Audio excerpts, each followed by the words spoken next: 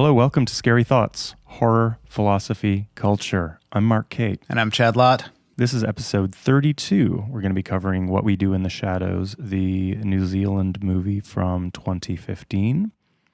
Little bit of warning for our next upcoming episode. We're going to be covering Scooby-Doo. Scooby-Doo kind of in the most general sense, not the original 69 to 71 series, not the movie, but kind of all of it. If you've seen a Scooby-Doo, I think you're pretty much dialed into what we are going to be discussing. Yeah. I mean, I'm only going to just watch a couple episodes of the original series and call it a day. I'm going to watch probably at least one or two episodes of it every day until we record that episode. We have a plug. Yep. Our buddy Omar is doing a night during Noise Pop on February 25th. It's a Sunday night from 7 to 11. And it's Nilbog, a horror movie music tribute at the Rickshaw Stop. And it's pretty badass, actually. This band Nilbog, they do a bunch of John Carpenter and Goblin covers. And it's a bunch of people from bands like Clipping, the OCs, Monsturo, Captain Ahab, and Anavan.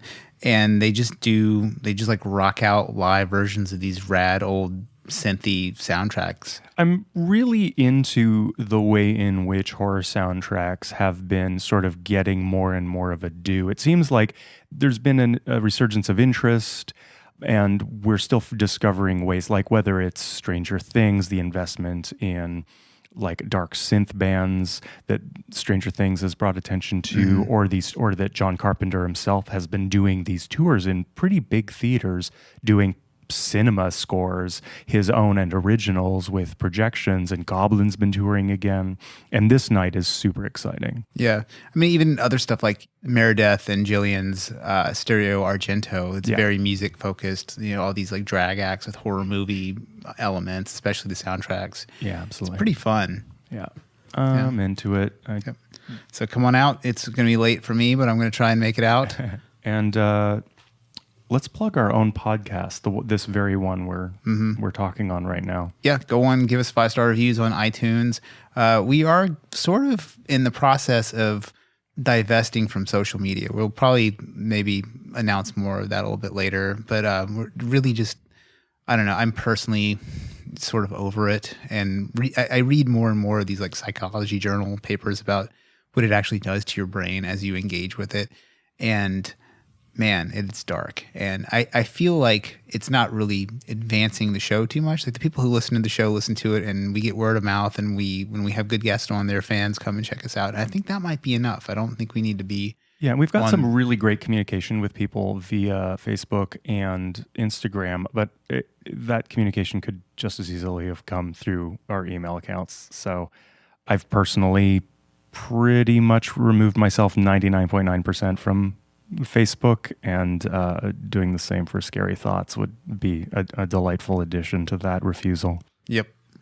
But still, go give us a rating or email us, or go to the website, scarythoughts.org, and just drop us an email there if you wanted to say something that you might have wanted to say online. And go old school, and while you're there, sign up for our newsletter where we discuss our most recent episode, upcoming episodes, and we have a list of recommendations. And before we go headlong into this episode about What We Do in the Shadows, spoiler alert, see this movie before you listen to this podcast. We are not reviewing it. We're going to be talking about it, and we're probably going to be spoiling things right up front. And see this movie before you do anything else, because it's really funny. It's such a damn good movie.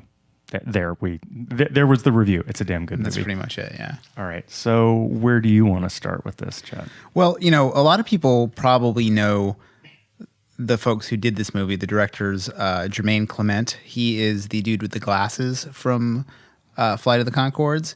And Taika Waititi, he has directed one or two episodes of Flight of the Conchords, but he most recently directed Thor Ragnarok, which is his biggest outing so far. So he's a kind of a big deal. And he kind of made a Joss Whedon jump in a way. Yeah. And he, like Joss Whedon, has this sort of like faux feminist, sassy thing going on whereas Whoa. Come on, he's a phony. Taika Waititi. I don't know. What the fuck?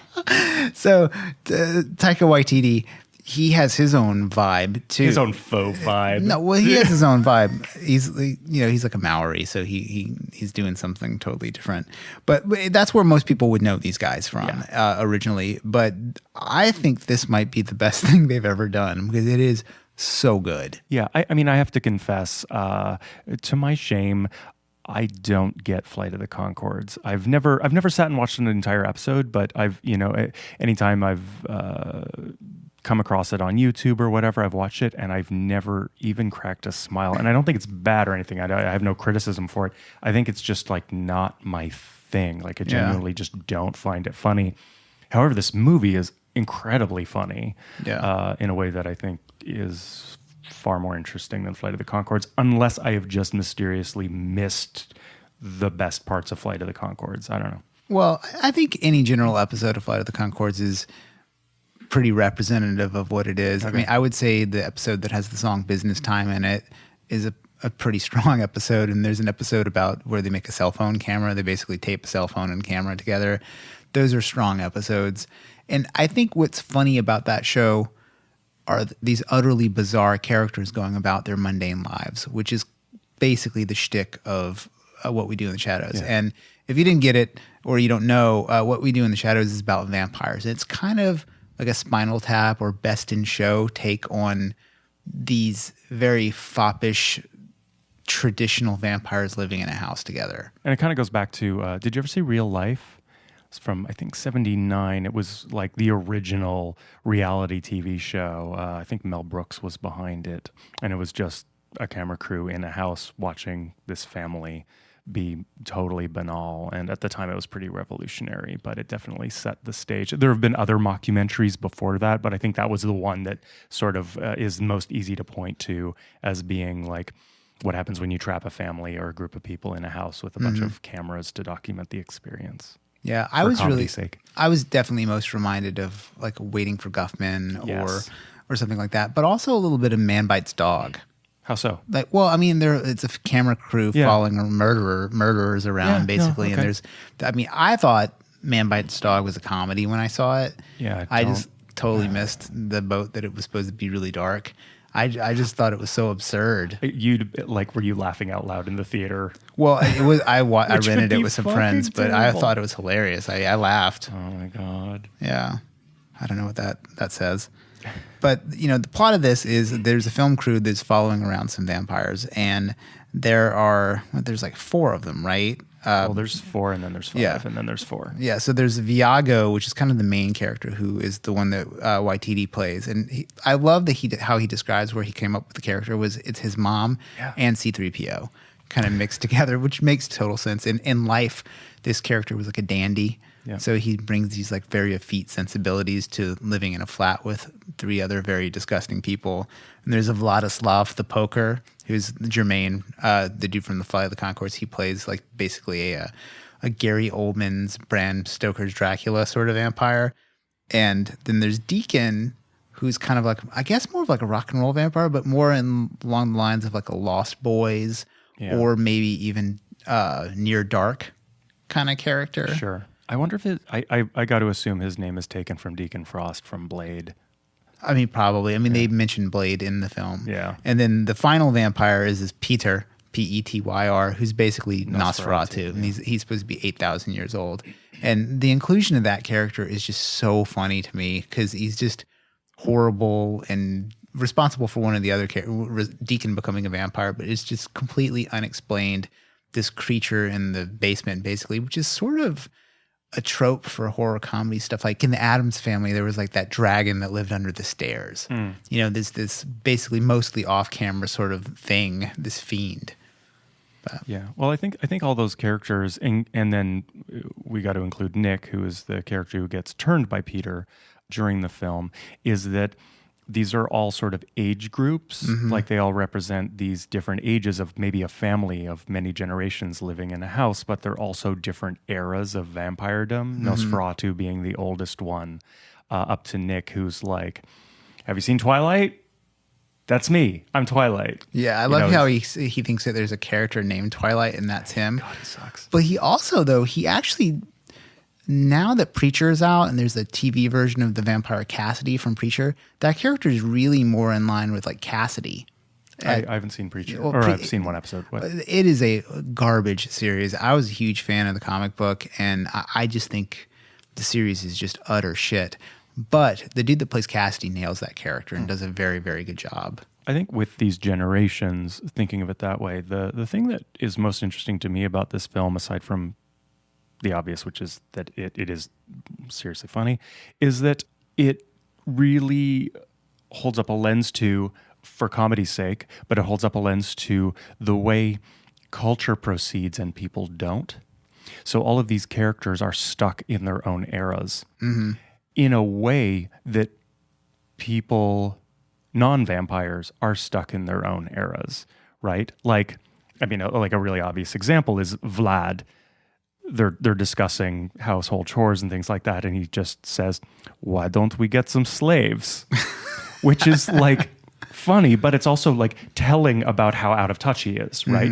And so much of the comedy of this movie is based around how out of touch they are in their respective ways relative to the morals and codes and fashion senses of when they were turned. And they're sort of like trapped in a certain sense in the moment at which they were turned and can't really keep up. They do a little for comedy's sake, but what I think is really interesting about that is that I think that people are the exact same way. Generally, people, whatever they are when they're 21 to 24, that tends to be where everybody stops evolving. Whatever your politics are, whatever your life views, whatever clothes you think you look best in, that tends to carry for the rest of your life. You can be anything when you're 16. You can completely invert it by the time you're in your early 20s. But the chances of you changing from the person you are when you're like 23 and then 10 years later being a completely different person is so outrageously rare. Generally speaking, people wear the clothes that they wore when they were 23, have the same mindset and all that, and they get stuck and can't really proceed. Yeah, it's fun how clothing is kind of a big part of this movie. Yeah. Like there's an extended like dress up scene where like they can't use mirrors to look at each other and they haven't discovered digital cameras yet. Yes. So they're like sketching each other and these drawings are so good because they're just so terrible. And then the outfits that they're wearing are just absurd. You know, it's basically like a cross. It's pretty much Interview with the Vampire outfits, like these weird frilly things, and they're going out into Wellington in New Zealand, a night on the town. And Wellington appears to be pretty not backwards, but like it's a smallish town, and there's basically like 3 nightclubs, and there's one which is the vampire one that they go. It's vampire owned and operated, and it's the saddest goth club. That might be for me the funniest thing about this movie is that goth clubs. I mean, okay, let's talk about Blade, Bloodbath, that underground rave where there's blood in the sprinklers is like. That's the coolest shit I've ever seen. You know, like the goth club, whether you think it's actually cool or not, there's a certain way in which a goth club defines a certain kind of coolness, even though at this point in history, they tend to be a little sad.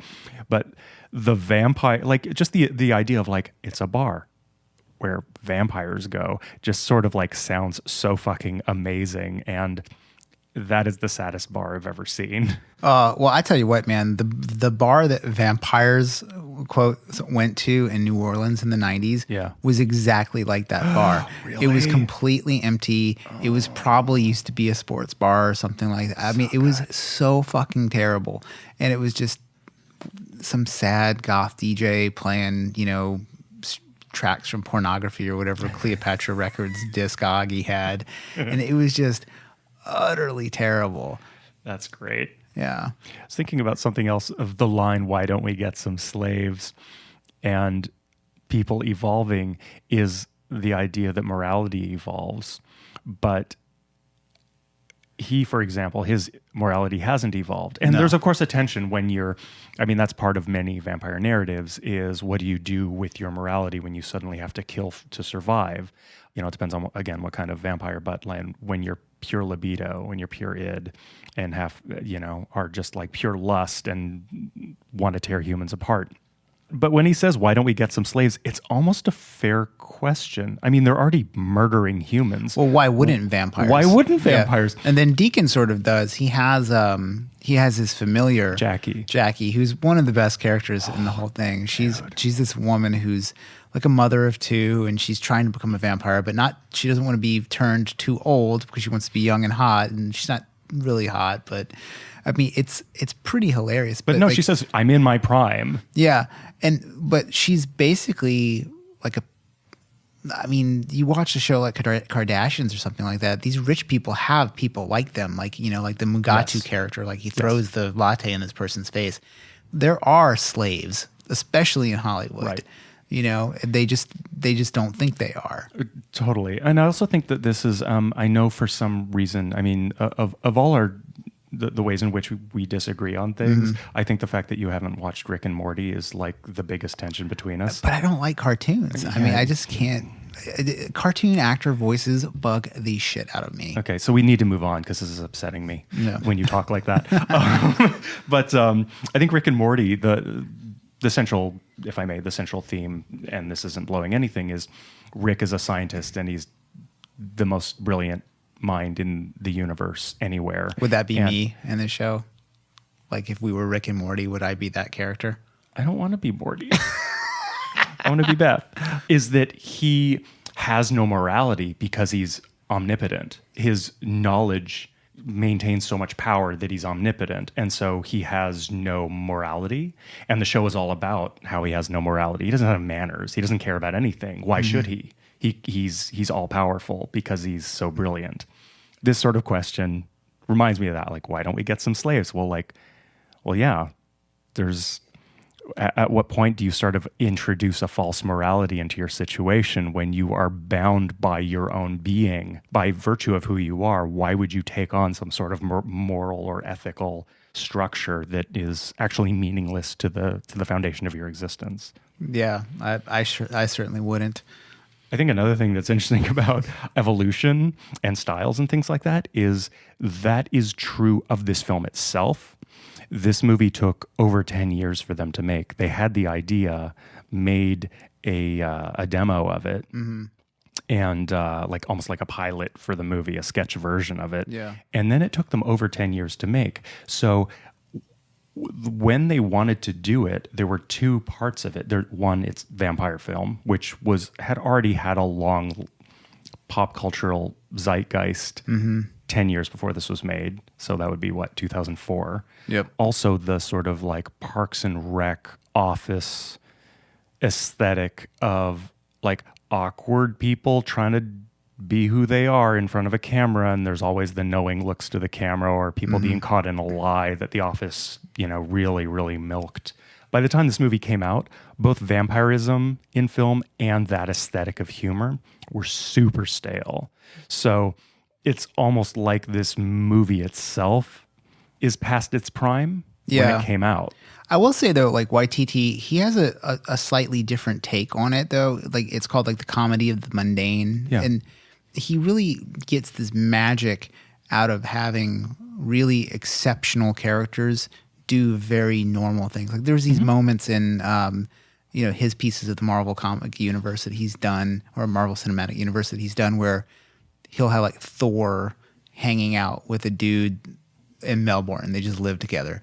And like taking these characters and giving them these moments. You're talking about these promo films. These little promo films that were for like... That are part of the Marvel Cinematic Universe, but they're not in the movies. They're not in the movies. Yeah. And I think they're the best part of the Marvel Cinematic Universe. Like there's just something so fun about them.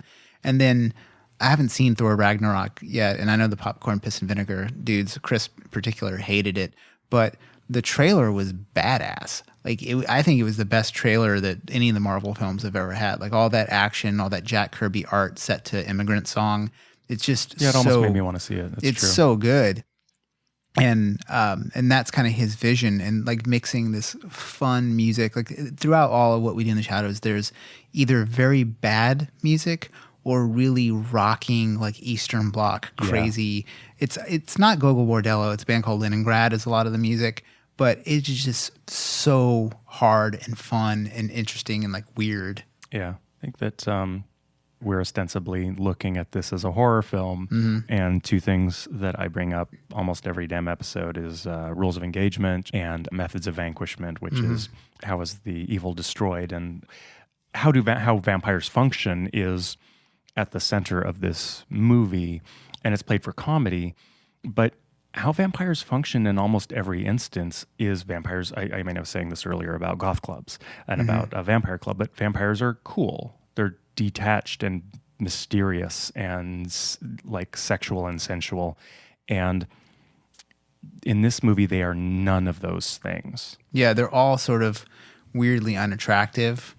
But everybody looks so normal in this film. But that's the thing that's kind of fun. Everybody is so basic. Oh, this is something I brought up about horror movies in the past. Is I think horror movies from the 70s are sort of scary, in the 80s are scarier because you had normal looking people. Yep. So when you think about the original Texas Chainsaw Massacre, a bunch of weird ass looking actors, a bunch of odd people, and then the girl who's supposed to be hot, like she's attractive, but she'd probably be like a porn actress now. You know what I mean? Like, whereas now the modern Texas Chainsaw Massacre, which Meredith prefers, which is the weirdest thing. I want to do an episode just being like, Meredith, defend You're this. wrong. Well, not even wrong. I'm just curious about it, you know? But like in that version, everybody's hot, right? So it has this weird Hollywood sheen to it. There's this, this Photoshop perfection to all these characters. And I think, like presumably a vampire would have been made out of a normal person in the 1600s. And if you look at photos of people from the Civil War, they look like fucking mutants compared to humans now. Like even with modern dentistry and proper nutrition, an average person now is in much better shape than, somebody from the 1900s. And I think that is part of what's great about how they developed this movie is that was definitely very intentional, is that as they were developing it, I'm sure they had plenty of chances to have like a big name actor come in, and then that would have changed. First of all, a big name actor would have had their guy or their girl come and whip up the script, and then it would have just been something else. It would have been another film. It would have undermined the banality of it. You know what's an interesting... the age thing is addressed specifically, like the character that Jermaine Clement plays, Vlad the Poker. He's like, I was turned when I was 16, but it was a lot harder being 16 back then. And he's like clearly like almost 40 or whatever. Yeah, he has the best lines in the whole thing. What's the virgin line that he says? But why would you want to eat a virgin? Just the whole question of like, why, what's this thing with vampires and virgins? Yeah. And his answer is something to the effect of, well, let's put it this way. If you had a sandwich, you would enjoy it more if you knew someone hadn't fucked it. Holy shit. Is that like, and the other line that he has, it's so good, is like, leave me alone to do my dark bidding. And they're like, what are you bidding on? A table. And he's like on eBay. It's just, there's so many lines like that in this movie. And it's mostly improv. And I would love to see some of the outtakes of this movie. Oh, yeah. They had over 100 hours of footage. Yeah, 149 hours. Yeah, it took them over a year to edit. They had a script, but nobody got to see it.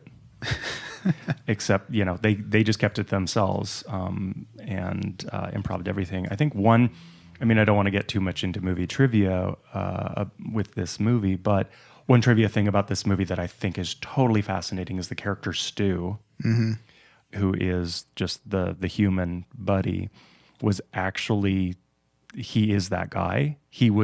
He's this computer tech guy who was just like helping them on set. And they all just loved him so much that they started putting him on camera. And apparently like he's not an actor.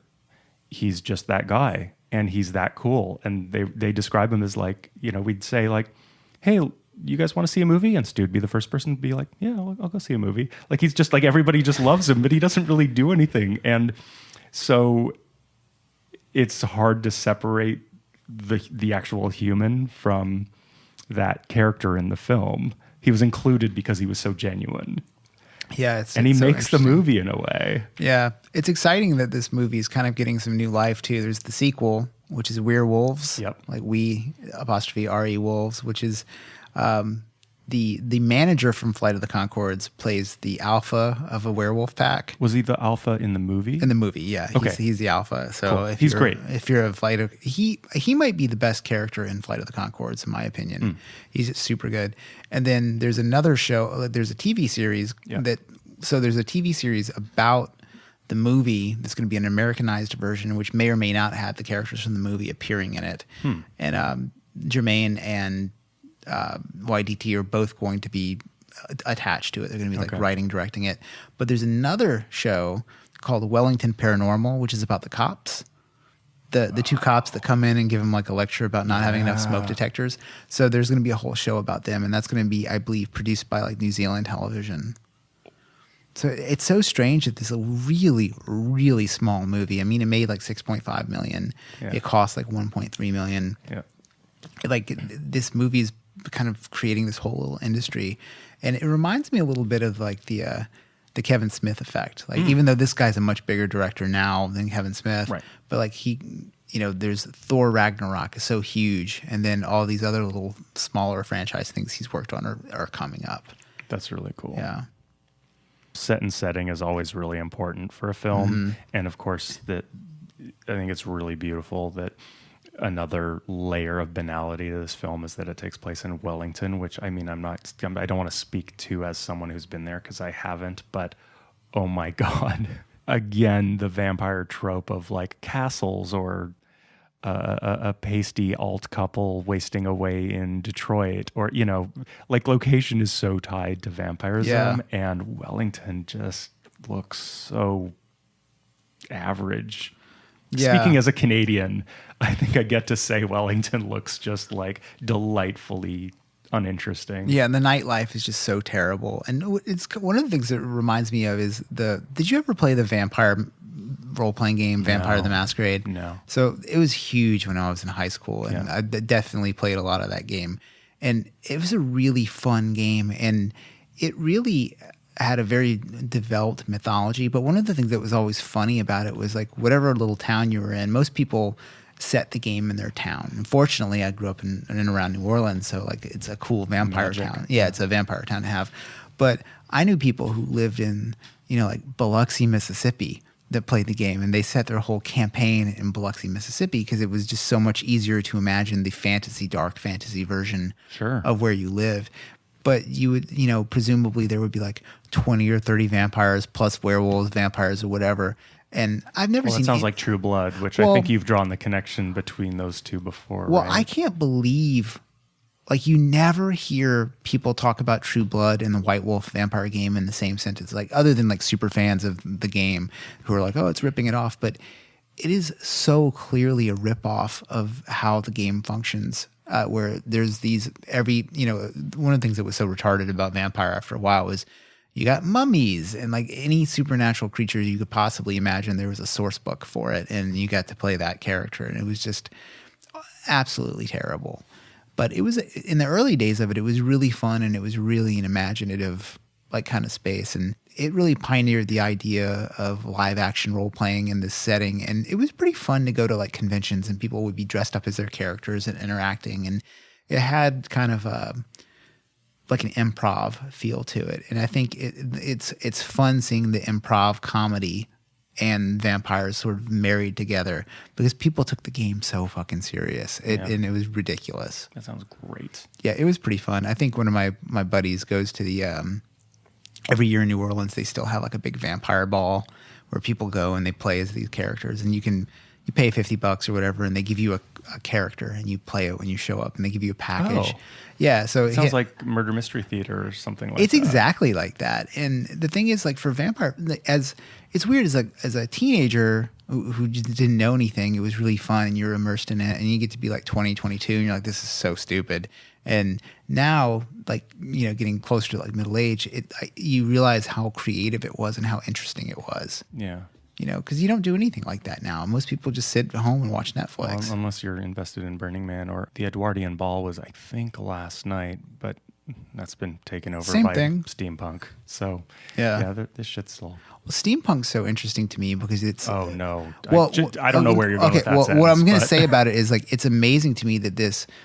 like agreed on fantasy idea just was sort of crowdsourced and put together. And I wouldn't say, I mean, I guess you could say there's probably elements of it that predate 20 years ago, but it's relatively new. And it's incredibly idiosyncratic and weird. I would say it is largely an in real life phenomenon. You know, I know there's like art and games and video games and stuff, and it's affected, you know, movies like, you know, Hellboy, for instance, is totally a steampunk movie. Even The Shape of Water has steampunk elements to it, you know, and it's an aesthetic that was just made up, you know, out of people's imagination, like a group imagination. And like, you see like a chubby dude in a fucking top hat with goggles on it and you can snicker, but you know, every once in a while there's a super hot girl with a corset and like a monocle and it's worth it, right? Like, no. We all have our priorities, I suppose. Well, I mean, that's similar to what I was talking about in the black metal episode, which is when you break these things down, it's so weird. Like the Key and Peele sketch summarizes this perfectly. But okay, so you and your friends dress up and act like pre-industrial revolution fascination with science, and that manifests itself with like goggles and telescopes and like what. So this is the thing that you're gonna do? Like it just strikes me as being such this weird amalgamation of phenomena to bind one's identity to. Yeah, it's like anything. I was reading a book the other day, and it was just talking about like youth cultures and things. And it's like explain skinhead culture to a Martian, like modern American skinhead. Like in the 60s, there were these dock workers who hung out with Jamaicans, and they wore clothing that was a little too expensive for them, and drove Italian scooters and listened to reggae music. And then later, some of them became racist, and some of them didn't. And their style endures 50 years later. I mean, it's just a weird thing. And then you're like, okay, and some of them are punk rockers. I mean, it's just a weird evolution. It totally is. Yeah, and vampires had that a little bit too. Like one of the things that makes it so fun, talking about the rules of engagement, is whoever wrote the film or whatever took a pretty deep dive into vampire mythology. Like even like, you know, the dude being allergic to silver, that's like kind of a B-side of vampire rules, you know? But there's like the stuff everybody knows, like the sunshine and stuff like that. But they said like some of the stuff they left out because they thought it would be too ridiculous. Like if you wanted to kill a vampire, one method of killing them from the old country is you steal their sock and fill it with garlic, tie it off, and then throw it in a river, and then they would die. I've never heard that one. Yeah, it's just a weird one, you know, or like the zombie killing method. You can't off like a Brad Pitt character like that, so I can see how that didn't endure in the the cinematic universe of vampirism. Were you a fan of the Anne Rice books? I read the first one. I was in high school, you know, but then again, you know, I read The Fountainhead in high school and was fascinated by it at the time too, so that doesn't count. Did I say Anne Rand novels or I said Anne Rice? You said Anne Rice. I'm sort of saying like I was into a lot of stupid shit in high school. Yeah. So the second novel, Lestat, is sort of the Ayn Rand vampire novel because Lestat is. Oh wow. Yeah, I mean, well, Lestat, you know, the first Interview with the Vampires basically sets the myth, her mythos, but the character Louis is this very mournful, like, oh, when you were talking earlier, like, oh, what would it mean to be a killer of humans? Like, he's basically this emo fuck. And Lestat is like, I'm a lion, and these people are sheep or gazelles or whatever they eat there. And I think that would be the better way to be. Just remorseless. Like, you have become a different creature. Yeah. Yeah. Okay, so this being a horror comedy, it definitely got me thinking of, you know, because we dissect horror all the time, but this horror comedy, I was thinking a lot about how comedy and horror function similarly and differently. And one thing we address a lot is what I tend to call collective dread. You know, how does horror reflect the anxieties of its time? And comedy does a similar thing, right? It's not necessarily about anxieties, but often it is. How does comedy address what's happening in popular culture? And this is sort of a question to you about like how you might view how comedy and horror function similarly or differently as far as addressing what's going on in culture. Well, they definitely unearth what is true and what you're really afraid of or really don't want to be made fun of for. And I think in this, like the Collective Dread, it's aging and then not being cool anymore. Like those are the two things that many of the characters are, they're either they were cool for their time and they're not anymore, or they're worried about like not becoming a vampire before they're too old. And I think that that's the thing. It's like, imagine if somebody made you a vampire, but you're like 80. I mean, it'd probably be pretty lame unless you got some super strength. I mean, which happens in this movie is, what's her name? Jeanette? Oh, God. The 90-year-old. Yeah, but they're love. happy, right? Like, totally. It's Love never dies, Chad. No, I guess not. I think one thing, as far as social anxiety is concerned, that we can apply to this movie, but not in its time, definitely not when it was conceived of in 2004 or whenever it was, but far more since it came out, is that everyone is so concerned with the optics of the construction of their social media presence. Mm-hmm. Everybody's so concerned about refining how they come off when documented. And this movie is people being documented and it undermining everything about them. They have these ideas about how they want to be, and they're constantly trying to project a certain personality towards the camera that we as the viewers don't buy at all. They're constantly saying things that that the joke is that it's obviously not true. Mm-hmm. Like vampires are sexy, and he just gestures to his like dumpy middle-aged body. Like that's funny. Or he's like, I'm doing an erotic dance for my friends and you ruined it. Exactly. And I think that the way in which this movie might address current social concerns or anxieties is that we, far less the two of us in this room, but are all concerned about how we're being read by cameras all the time. And this movie is like, that's how people mostly come off in front of cameras. It's mostly kind of painful to watch. Mm-hmm. The reality is pretty boring. But then there's like the post-credit scene where Vlad is like, you will not remember this, like, which is pretty funny. Like he's trying to hypnotize the audience to not really remember. Good. There's like, what would be the whole point of even doing the documentary, if you wanted people to forget it, except for it's like the thing about what's worse than going to a party that you don't want to go to is like not being asked to go to the party that you don't want to go to. There's a little bit of that. Another thing where comedy and horror sort of run up against each other similarly is the way in which we have to suspend our disbelief. There's always a profound amount of suspension of disbelief you have to have in any fiction, of course, but especially in horror and especially in comedy. Yeah. And this, of course, fuses both. Like you have to just kind of go with all these situations for the sake of horror tropes and for the sake of just because it's funny. Yeah. It's interesting how like people don't think of comedy, like even stand-up comedy, they don't think of it as characters, and it's always like Anthony Jeselnik has like a pretty dark act, mm-hmm. and so he's like almost like a borderline like serial killer type character. He has this really dark thing.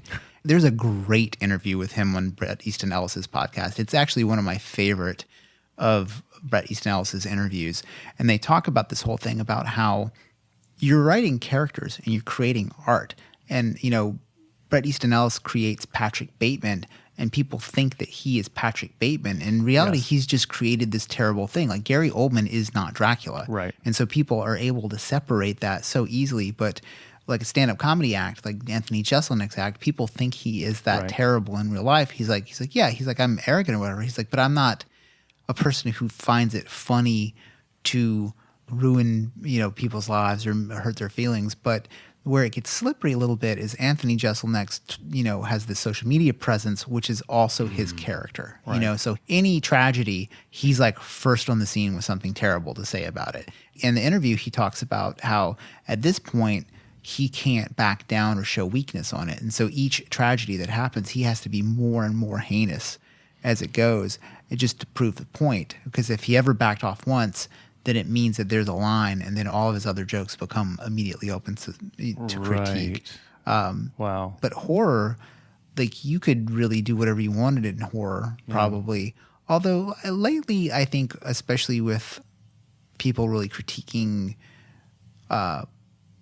Hollywood behavior more, it's weird to think about would you think of like Roman Polanski is a perfect example, right?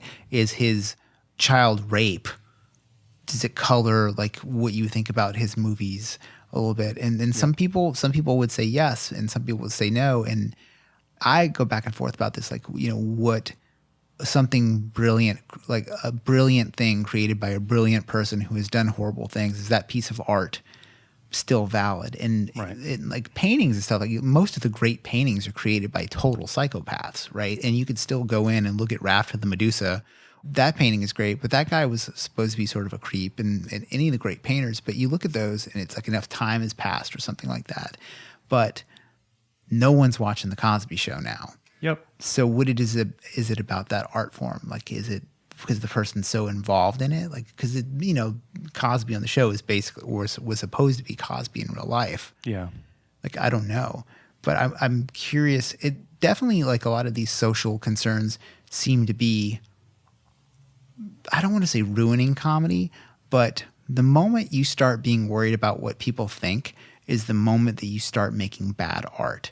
And a lot of comedy is worried about what people think right now. And I'm wondering if something like that will... A lot of everything, right? But like comedy is a really strong example. Yes. Like you see Dave Chappelle's latest three series, which have been taking either a lot of praise or a lot of heat, depending on what kind of person you are. It's like, I think he makes a lot of really fun choices that are really like dangerous for the current climate. And it's kind of, you're aware of it, but it also, like, those jokes are very funny and some people are very offended, but there's something sort of like, there's an asterisk on it because, like, he's making that joke that hard in that direction because of the current moment.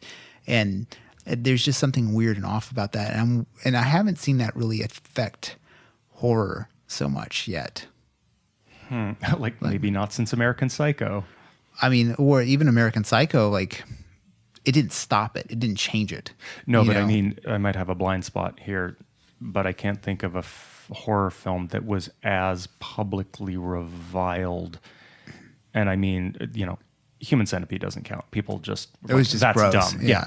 But people, like, publicly objected to with every fiber of their being. I can't think of any other horror films that, like, angered people so unanimously. Well, the reverse has happened, which is Get Out, which is a pretty great movie. Yep.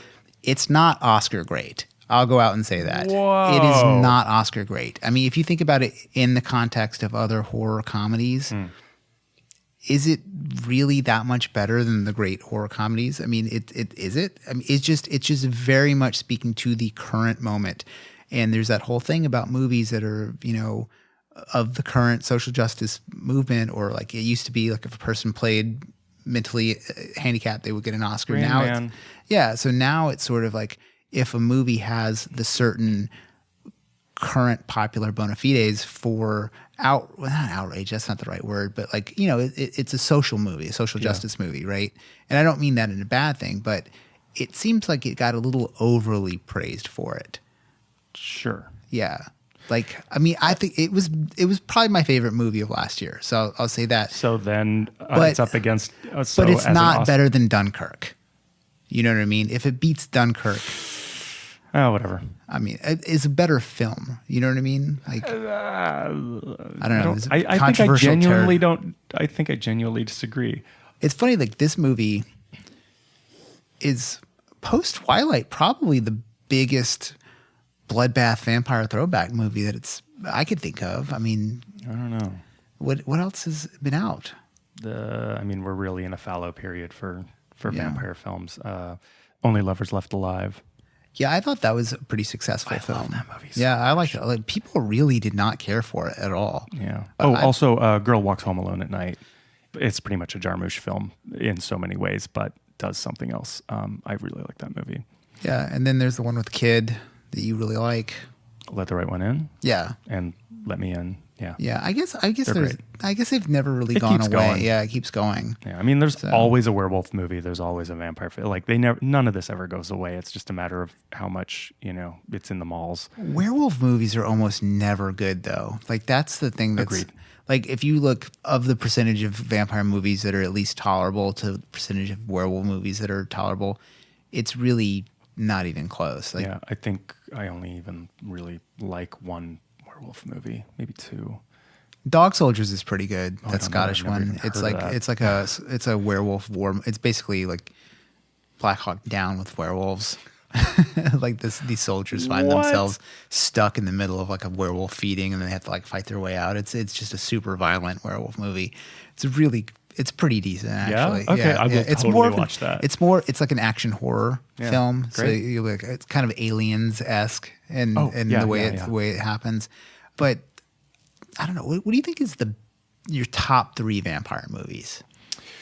Daughters of Darkness, I adore. Maybe Let the Right One In, I really like a lot.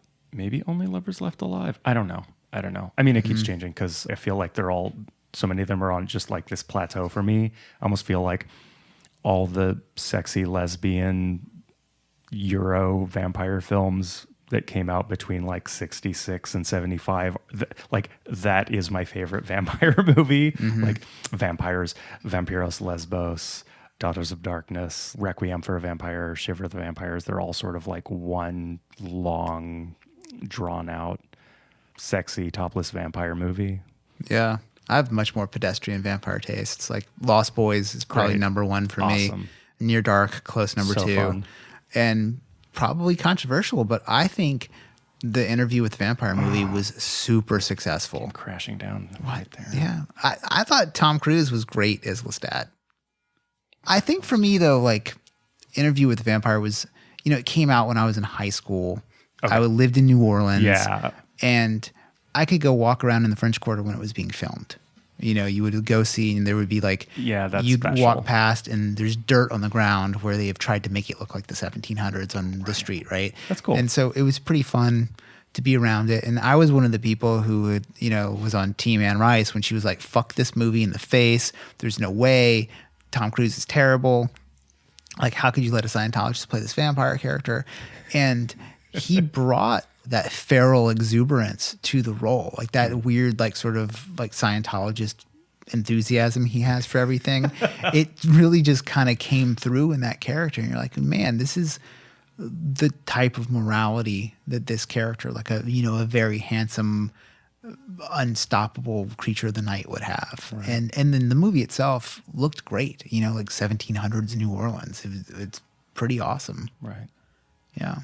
I want to go back to something, all this talk about life and art and confusing characters, whether it's comedians or whatever.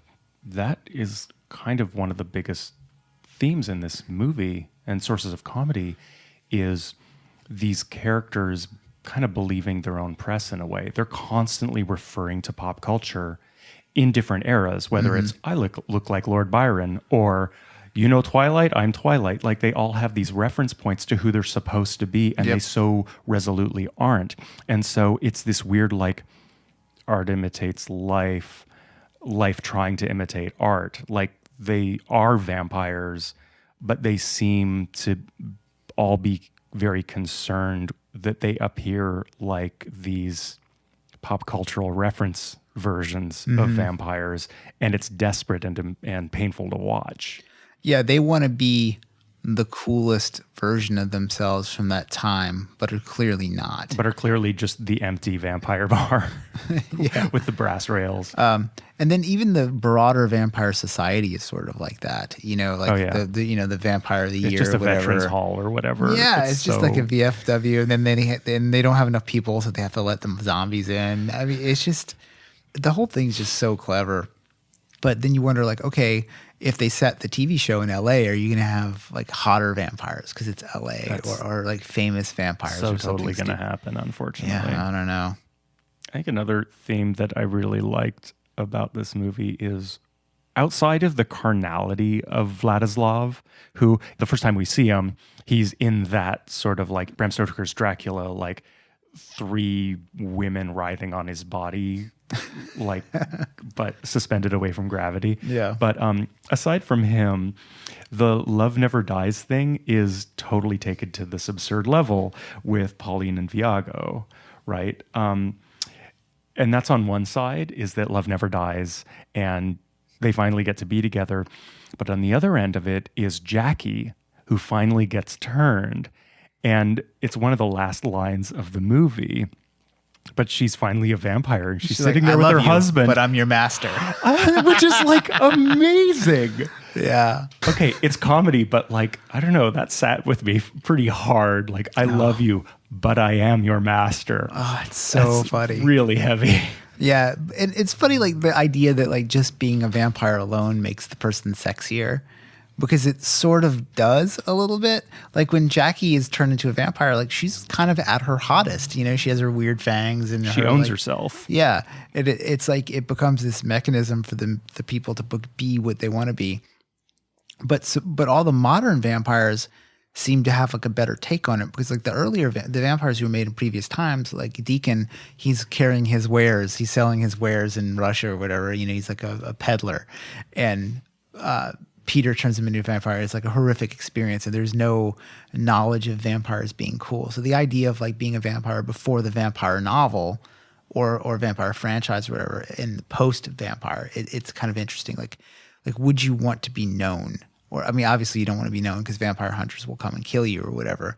But like, would you want to know what was possible as a vampire early on? You know, like that's one of the things Louis in Interview with the Vampire is. He doesn't know what the fuck to do, you know? And then one of the things that makes Lestat such a strong character is he's basically turned by some creature he never meets really. And then he has to figure it out all on his own. So he has no idea what he can and can't do. But these vampires, they have rules, you know, they have a society, and it's really exactly the same as the man in the gray flannel suit, you know, go to high school, graduate, get to college, go to degree, like all the things that make a successful vampire. They're just known. And the moment you deviate, telling people you're a vampire or being friends with werewolves or whatever, it kind of fucks up your life a little bit. Yeah. When do you think would have been the best time to have been a vampire? I think maybe any time, because like it almost doesn't matter. It's immaterial, right? Like there are benefits to being a vampire right now. There were probably benefits to being a vampire in the 1600s. Like all the things that it strikes me as being like why I would not want to live in the 1400s, why I would not want to live in 100 BC don't exist for a vampire. Like if you're not going to get sick and like lose limbs, I don't know. What about you? I think the 1800s probably. Why? Well, I mean, there's enough society to have cities, but you could also have like a manor, and there's basically no police anything. There's no like criminal detection at all. So you could just kill whatever you wanted, throw it over your balcony, and no one would really know. Right. Now, I think it would be a huge pain in the ass. Right. You know? Totally. Okay, so similar but different question. If you were a vampire, like right now, how would you dress and act, and what kind of vampire would you be? Well, what I would do is I would follow there's this, in prepper communities, there's this idea of the gray man. You're a person who completely blends in. Like you don't look like anything. I'd probably dress like I do now, like completely. Yeah, you're starting to describe how you seem to want to live anyway. So yeah, like I would want to not stand out in any sort of way. I would just want to slip into shadows. And the way I would hunt is I would probably go into like gang territories and just fucking shoot people and just collect blood from the bullets and stuff. And just so it looked like I would try to make it look like inter-scene warfare or something like that. Probably something like that. Yeah. Yeah. What about you? I don't know. There's something about Only Lovers Left Alive that, again, this is sort of like I'm just kind of describing the life I think I'm trying to live anyway, which is just like Monique and I, we're artists and we have ennui and nobody understands our pain, you know, like that's pretty much it. Yeah, I would love to have a big rotting house in Detroit. Yeah. And just travel to Tangiers to go feed once in a while. I don't know. Yeah. I mean, it might also be fun to go live in a war zone too, if you were a vampire. I mean, like that's a good cover. Assuming that like blood was the main thing, right? Like it depends, right? Like how. Well, that's how your life is organized for sure. Yeah. And in some vampire mythologies, like drinking the blood is the most pleasurable thing, right? So you'd be like, okay, well, how do I do that the most? So that seems to indicate living in a city like Karachi would be great, or probably somewhere in India where I mean, might be even interesting to live in India. You might be worshipped as a god or something like that. Like if you could do crazy things in front of people in like Calcutta or something like that. Well, I think that's true anywhere. If you could do crazy things, you can get a following no matter But where you are. don't. I think you don't want technology around you. I see what you're saying. Because it would be too easy to get caught. Right. Which American city would you want to be a vampire in? Or North American? Or Yeah, probably New York, just because aesthetically it makes sense. Yeah. Like to be a vampire in Gotham, just there's something, like I think just it would be a little self-fulfilling. Like, I kind of got to go for it. Mm-hmm. Or maybe like Los Angeles, because there's another, but San Francisco works too. I think San New Francisco, Orleans. Fuck that. No, New Orleans. Well, I think it has to be a 24-hour And there's so much murder there already. Yeah. New Orleans would be pretty great. It has to be a 24-hour town too. Yeah. Like San Francisco would not. be bullshit. Yeah. Or actually, most of California would be bullshit because bars shut down at 2 a.m. Vegas would probably be pretty great. You know what? I guess it also depends on how often do you need to feed. Like if you need to feed like once every 2 days or something like that, you need a 24-hour populated city. But if you just need to feed like once a month or something, A snake. But well, even on a human, like actually like go Cullen style, like go live in the Pacific Northwest. It works for serial killers, you know? Yeah. And that's what I would be. So. What do you think what sort of prey would you go for? I don't know.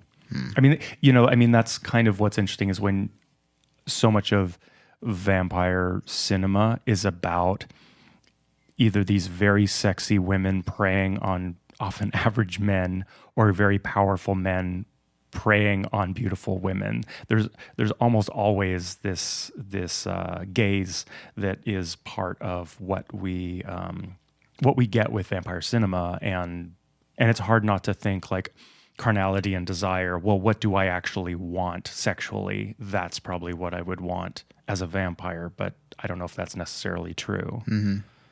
You know, which comes back to the sandwich that hasn't been fucked. Oh, such a good line.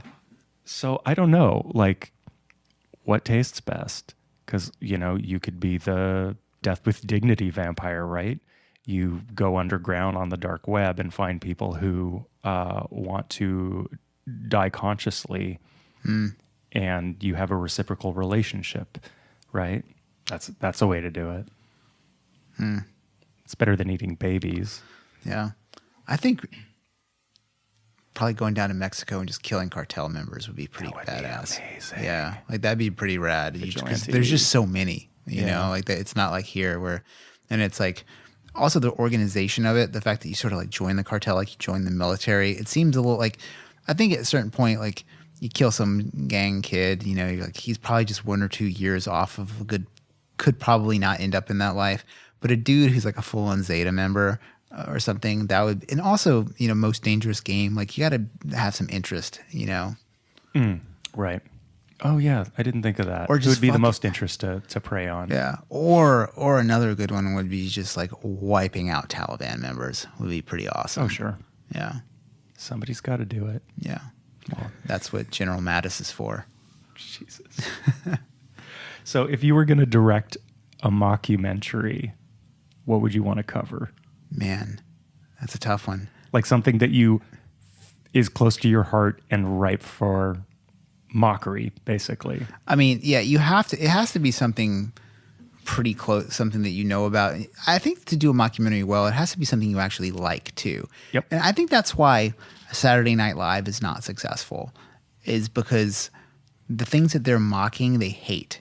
And I think like hate mocking stuff is never as good. It's just boring. Like the devil's in the details. Yeah. And if you don't know what the details are, it's not engaging. Right. I mean, it's why like Best in Show is so sweet. Yep.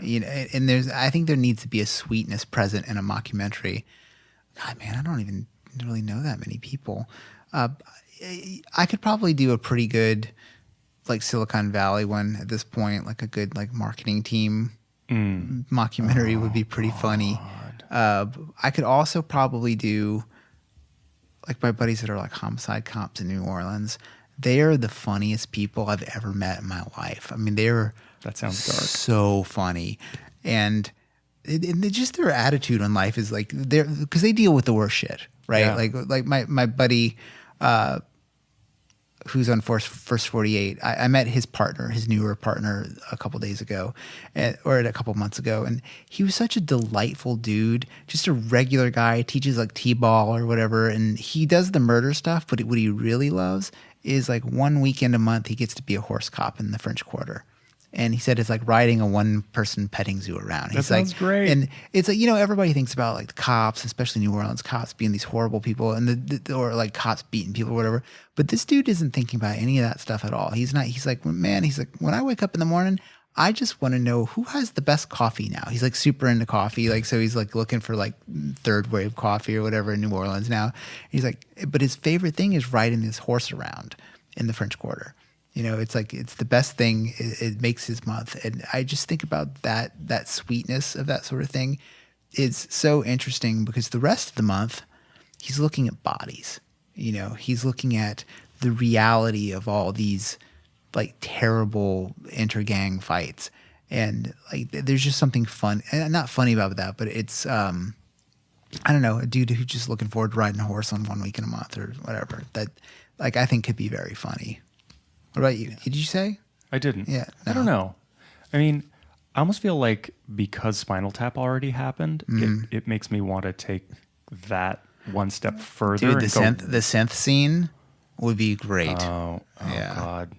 When I think of it, I just flinch that it's already a parody of itself, which maybe means that it's perfect. But like, if we could think about Spinal Tap like the Decline of Western Civilization trilogy, like if it was instead about crust punks or black metal or something like that, I think there's a lot there. And again, Spinal Tap covered a lot of that, but it didn't cover everything. Mm-hmm.